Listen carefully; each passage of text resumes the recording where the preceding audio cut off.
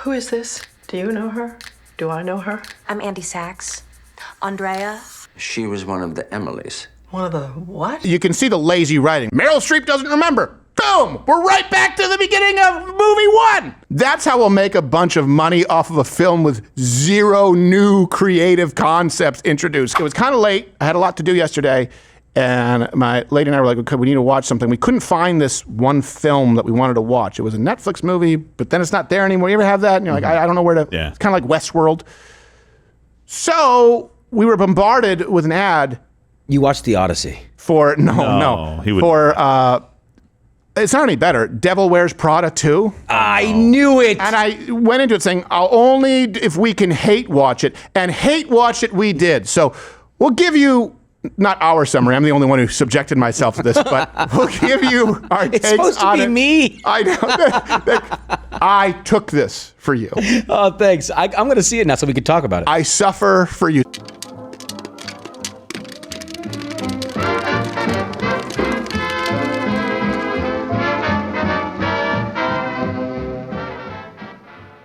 All right, first off, if you don't want to waste time, mugs down. The end. Let's go to chat. No, I'm just kidding. Mugs down. For very obvious reasons. On its face, I said, there's no way this can work. So I had not seen a preview, any of it. I just avoided it.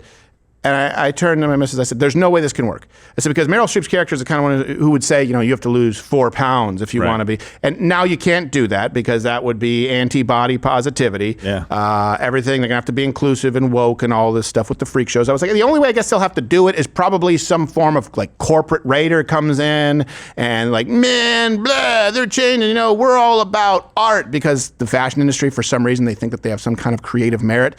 So I don't know how this is going to work. It won't be consistent with why people liked the first movie. And I was completely correct, but it's far worse. Let's see if you can sort of pick up on those hints in the preview. Runway. No. It's not just a magazine. It's a global icon. No, it is a magazine. A winding road that brings us back together again. Hello. Well, look what TJ Maxx dragged in. Sorry. Who is this? Do you know her? Do I know her? I'm Andy Sachs. Andrea. She was one of the Emilys. One of the what? So pause. Right away, just keep it there, ready, cued. Right away, this whole film that's supposed to be a critique on corporate culture, blah, while they sell $10,000 dresses that nobody needs. You can see the lazy writing. Like, well, how are we going to make this work? I know. Let's just have Anne Hathaway. She left. She became a journalist. Of course, she's a hero, as journalists only are in the films, and they lean heavily left. That gets shut down, so she has to come back here, groveling for work, and Meryl Streep doesn't remember. Boom! We're right back to the beginning of movie one. Perfect. It's now about memory care. It's literally we just redo it. It's like, so she got the Men in Black Flash thing. So we get to do it all over again. Like, brilliant. That's how we'll make a bunch of money off of a film with zero new creative concepts introduced. Keep watching.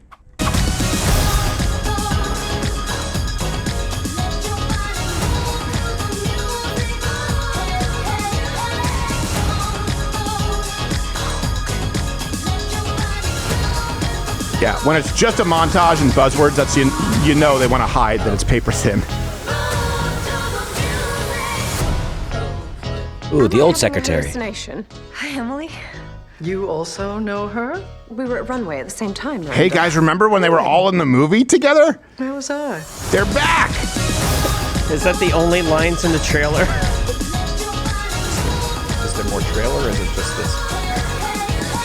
There's a lot of time left. That's it. There's like 20 seconds now. Where would you like to start? I am the new features editor at Runway. No, you are not. Yeah, we are all so thrilled. You know what's funny is you've changed. You have. You're much more confident. Kept those eyebrows, though, didn't you?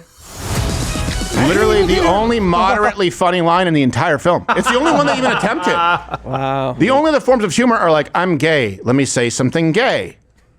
You're like, oh, okay, that's something I guess a gay guy would say. And the first one had funny lines like that. Like the first one did. Stanley Tucci had a bunch of like sassy gay guy lines, but they were all insults. Yeah.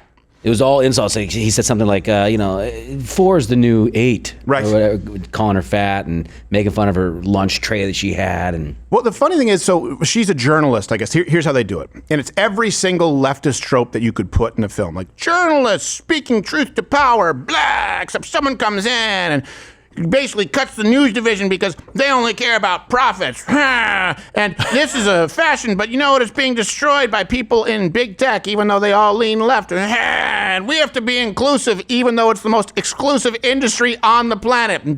And we're all really strong, powerful women. Look at the wealthiest woman in the world, played by Lucy Liu, who made all of it in a divorce. And every single woman gets ahead by manipulating and or screwing a man. is that true? Lucy Liu Yeah. is in it? Yeah. And she plays Like the wealthiest. like a Miss Bezos kind of. Yes. And then Meryl Streep sits down and interviews her. She gets like an exclusive interview. She's like, "You're a really good interviewer." Well, it's Lucy Liu. She's like, "You're very good at interview." Okay. All right. So good. I was at Charlie's Angel. She goes, "You're such a good interviewer." She goes, "You never once asked me about my ex." And Meryl Streep goes, "Yeah, well, you shouldn't be defined by that relationship. He certainly isn't." Yes, because public divorce is easy for men and hard for women. That's why it's an entire cottage industry for women to talk about liberating themselves. Go show me the male dying for sex show, where there's a perfectly good woman and the man gets cancer and says, "You know what? I want to screw my way across Europe, even though you've taken care of me since I've been shitting blood and my hair falling out in the toilet. Screw you." You're like the Brittany Griner story. This is just, everything about it is just terrible. And they're like, at one point she's like, Dan Hathaway, I was a journalist and Vanguard was this magazine that was really important. We were speaking truth to power and blah. And then the CEO came in and he has an $11 million salary. Cut to their version of the Met Gala that costs like $1 billion to put on. You think something like, you're mad about that $11 million salary? You know that wouldn't even cover like the deposit to rent the entire Waldorf Astoria, you silly bitch.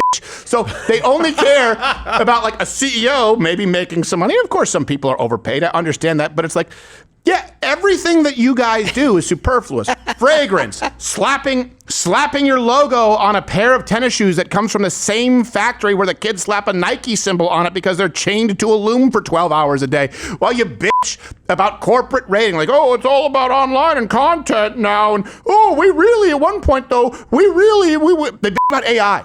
They literally talk about how they do all this shit and they're just appeasing advertisers, and without advertisers we have no magazine, so we have to appease Dior or we have to appease Prada. And then they go, "But AI will kill our artistry." What, you mean putting a trash bag on your shoulders, blowing in the wind, call that a dress? Shut the fuck up. I'm so tired. Can we find out how much money Anne Hathaway and or Meryl Streep were paid for this movie? That's exactly what Because if it's close or more than 11 million, I'm gonna lose my shit. Thank you. Dude. I didn't write that down. I turned to my lady. I said, "Yeah." I said, "That sucks." I said, "Now she's not CEO. She wouldn't be able to manage anything." I said, "How much do you think she was paid?" "I'm willing to bet probably about $8 million. What do you think the key grip made?" Can we find out? Yeah. Anne Hathaway, 12.5 at least. $12.5 million. Woo! Yeah. Wait. Let's see What the director of photography made. Meryl Streep, 12.5 as well. Okay, so each got about at least 10 million.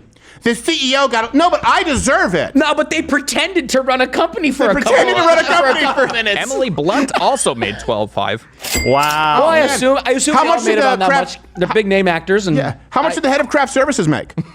Too much. And then the guy. Wait, I have no problem with these people making this money. No. I want that to be clear. I have no problem. Anne Hathaway, 12.5, Meryl Streep, 12.5, Emily Blunt. I have no problem with you making that money. That's what you do. CEOs make money because they do something. Yeah, Gerald doesn't make 11 million though. No, he does not. None of us He do. said they do something, and therein lies the problem. I'm wearing a tuxedo shirt today. Yeah, but it's a dying industry where they're hemorrhaging money. The film industry, right? They're trying to figure out streaming, but these actors and actresses, they're going to get their piece. How much goes to charity? This one didn't struggle. This one didn't struggle, but it doesn't matter. So all the other ones do, because the actors still got to get their. Hey, why don't you just say, "Hey, 12 million? You know what?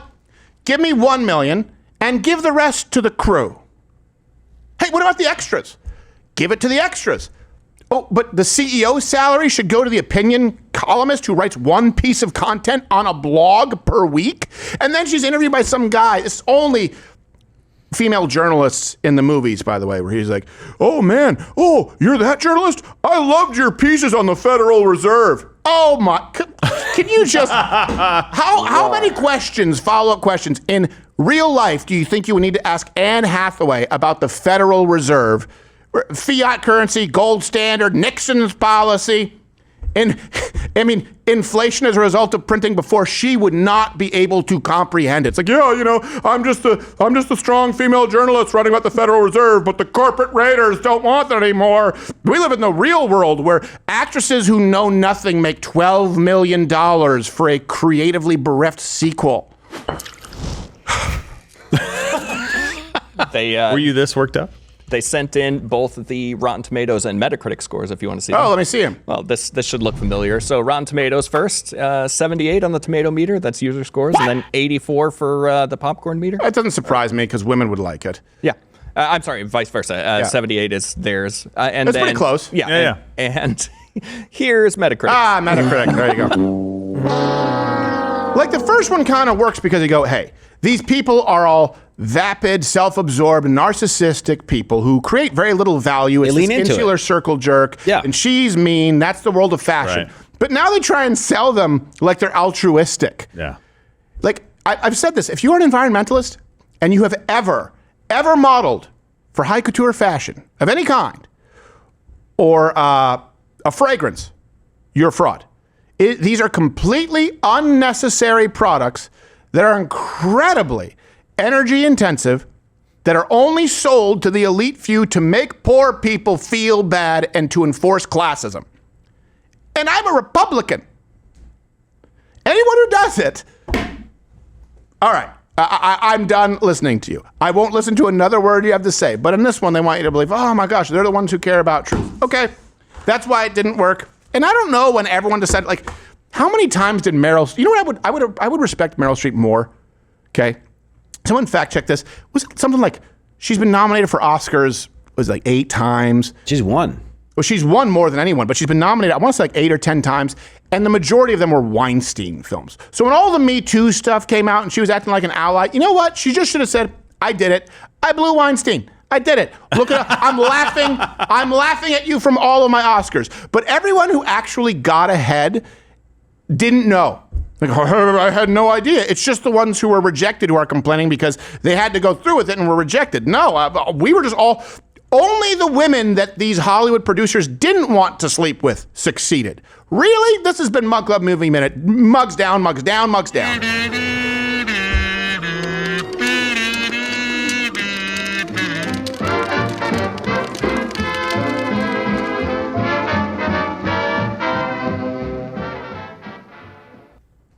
I got a little headphone fatigue there. A little bit. It happens. Don't worry. I got a little worked up. I don't think get worked up. I don't think I can recall any other Meryl Streep movies. Here's the thing: I don't get it. Everyone says Meryl Streep is like the most talented actress we've ever seen, and they'll say stuff like, well, "She can do anything." That's like the famous thing about her. Meryl Streep, she can do anything. Yeah, pull-ups. And I don't remember. I don't remember any other movie. The only thing I can remember is Devil Wears Prada, and honestly, that's a replaceable role. So many other people could have done that role. Mosquito River or whatever it was. Mosquito something with Harrison Ford or Wild. What was it? The Rapids. What did she win an Oscar? I don't know. Got a Zodiac boat going down the river. Not that either. I can only think of one other one, and I can't think of the name of it right now. She's done a lot. So I see her in everything. This is going to bother me now. Let's get a list of her best Meryl movies. Streep and Harrison Ford have never starred together in a feature film. No, what movie? I'm thinking of Mosquito something with Harrison Ford, but then there's something she was on. It's like a movie where she's on the rapids. I don't know. She's on like a Zodiac boat going down. I have no idea. All right. It was crap. What did she win Oscars for? Let's go, Noodles. This is research. So much pressure. COVID vaccine. What? The River Wild. Okay. Oh, yeah. Never seen it. Never even heard of it, actually. The River Wild. Probably too cultured for me. It's not good. little bit, yeah. No, I picked the It's crap probably one. too good for me. No, it's really If not. she wanted, that's why I don't get her. Because I'm not smart. No, it's pretty I'm much not cultured. You know the whole thing in the title. It's like they get caught in a river, like, oh, it's wild.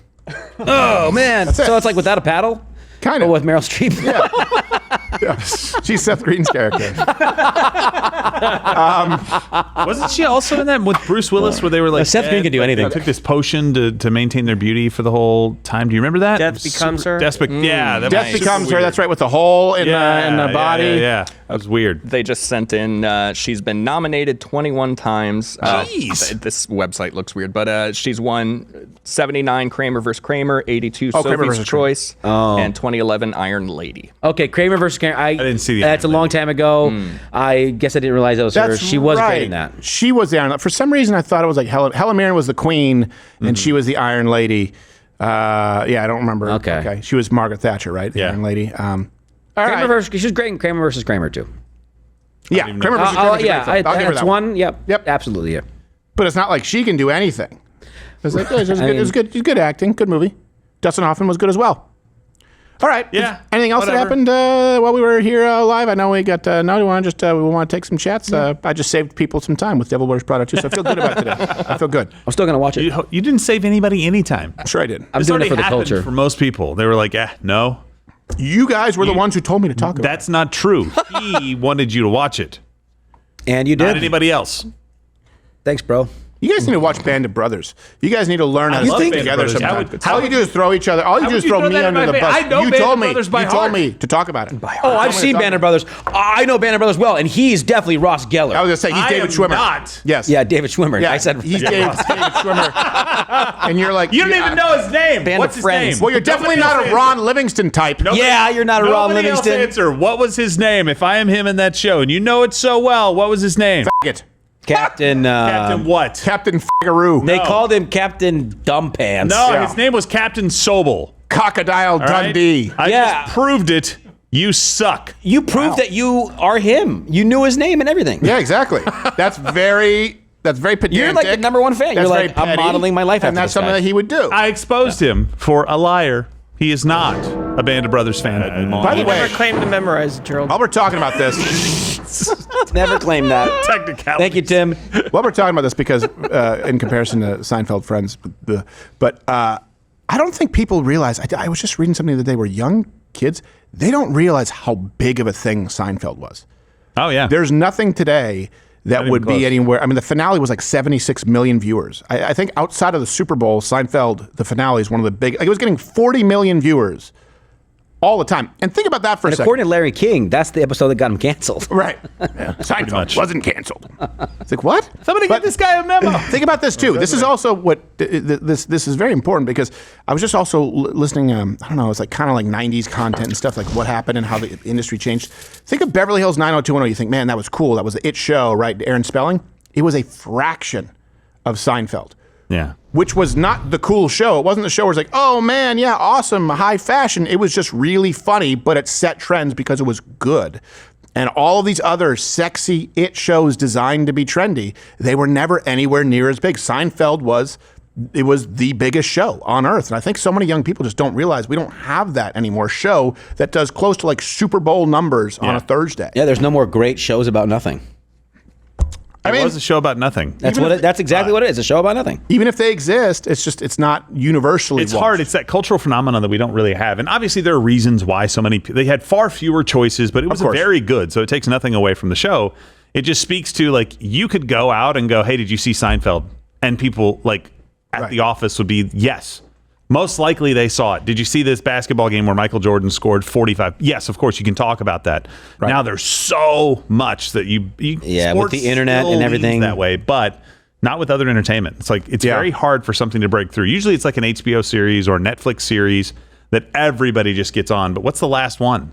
Well, that's when I think that the media really tried to proactively be elitist, because I think it was TV Guide or People rated Seinfeld like the greatest show of all time. Yeah.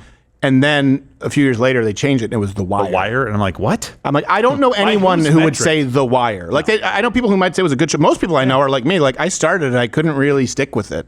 I did the same thing. Kind of long. Yeah. Everybody I know says it's amazing. I've seen clips, and I'm like, doesn't look amazing. Yeah. I tried to watch it. I didn't. I've never Same seen thing it. with Oz. It was like, okay, I get it. I mean, how many rapes do you need to see in prison?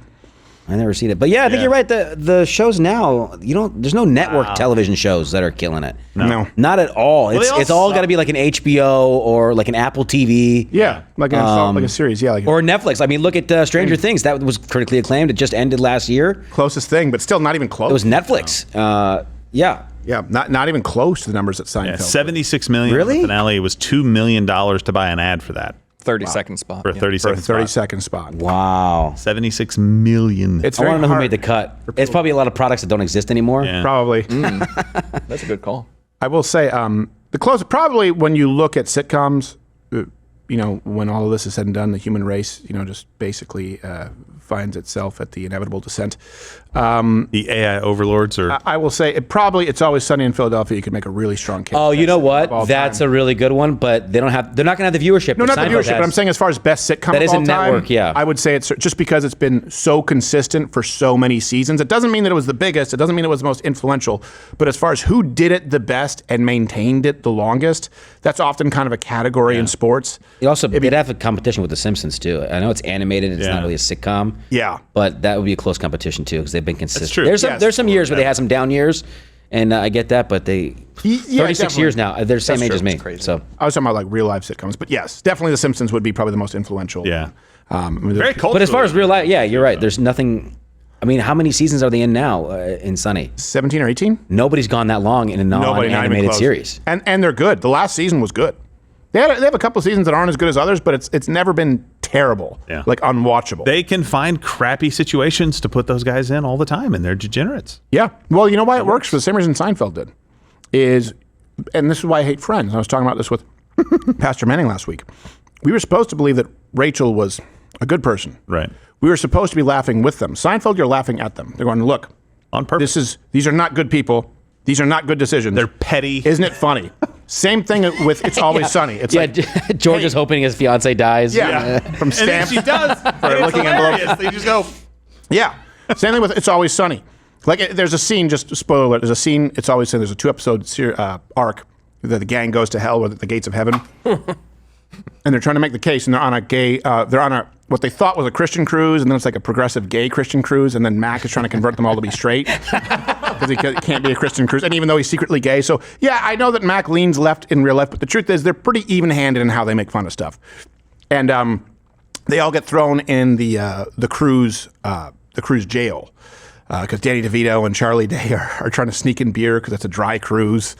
And they're trying to go get their beer that was confiscated back from the captain, so they go in disguise, and Charlie is literally dressed like Gilligan's Island. And they start drinking boat fuel. Oh, God. So they're all there, but they do this moment where it's like, this ship hits a storm and it starts sinking. And it's kind of curtains, and so they all sort of descend in the water and hold each other's hands, and it's kind of like a sweet, earnest moment, like, oh, this is the end. And then you see, the vault, the door open, and they look up, and they just all start face palming each other, drowning each other to save themselves. And it's like, that's what it is. That's what the show is. You're laughing at them. And for me, it's okay if you're looking at, the evil, the degeneracy, the pettiness, kind of the worst sides of ourselves, and laughing. Like, yeah, there's a part of me there. Yeah, every character in that show is just poor. There's something about them that is not deficient. great. And exactly, yeah. And that's the best part of it. None of them are heroes. Yeah, exactly. Yeah. I got to think that they're influenced by Seinfeld too and Larry David. Oh, yeah. Yeah. Oh, big time. Yeah, there's got to be an influence there. Mm-hmm. Yeah, and a lot of them too were influenced by a very underrated Malcolm in the Middle. Yeah. See, I never watched it, so I don't. You talk about it all the time, but I never watched it, so I don't know. It was the first show to do a sitcom in a single camera format. So it wasn't like, stage and a live audience. And it was the first mainstream American show, like on a network like Fox, to do that and to definitely take some risks. It was pretty zany for no laugh track? No laugh track. No laugh track and some pretty intensely unlikable characters sometimes too, where it would be a risk. It was pretty funny. It was a show that honestly probably had more influence than was recognized. And they just did a redo of the season. It was pretty actually funny, like a reunion. I think Dewey didn't show up, but it wasn't bad. Oh, you're still here, which is a miracle in the age of Instagram and shorts. I think you have some shorts up there. You have an attention span that is longer than that of a fruit net. So thank you I'm glad you probably would like it a lot more if you actually head over and subscribe on Rumble. I'm live there 5 days a week, 11 a.m. Eastern, where free speech is still alive. Go to Rumble. Get off the social media ghetto that is YouTube, with a lot of homosexual activity here on YouTube. There may be some on Rumble, but I haven't seen it.